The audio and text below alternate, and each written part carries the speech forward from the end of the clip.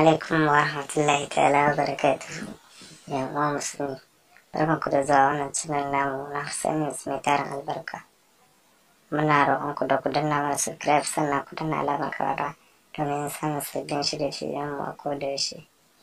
A yau mun zo muku da magani na gargajiya, ko na ce magani da kayan marmari suke magance matsaloli a jikin ɗan adam. A yau na farko ne cututtuka guda 10 da abarba ke magani a jikin ɗan adam. Bismillahi Rahmanir Rahim. Kayan marmari suna da matukar amfani a jikin ɗan adam. Daga cikin masu irin wannan amfani akwai abarba. Abarba na gina jiki kuma yana maganin cutuka da dama, musamman ma ta fuska kare jiki da kamuwa da ciwon zuciya. Abarba na ɗaya daga cikin 'ya'yan itatuwa masu amfani a jikin ɗan adam. Abarba na da matuƙar amfani a jikin ɗan adam a sanadiyyar arzikin wasu muhimman sinadarai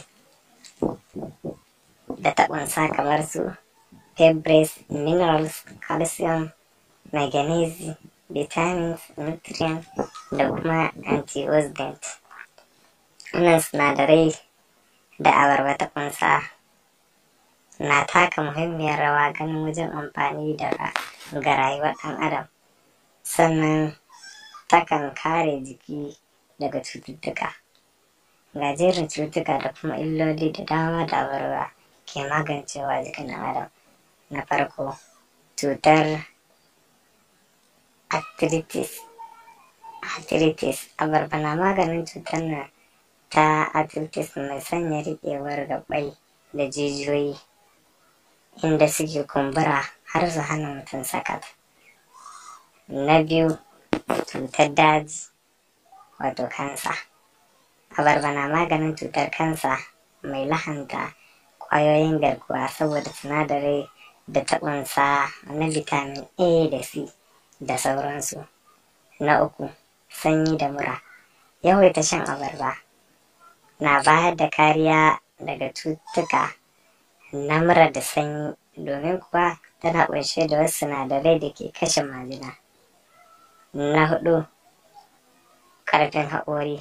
Kaɗan daga cikin abarba akwai ƙara ƙarfin jijiyoyin haƙori da kuma ƙara lafiyar dadashi da kare haƙora daga cutuka. Tana kuma ƙara lafiya da gyara suma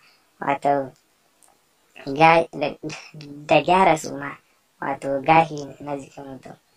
Number 5, ƙarfin gani.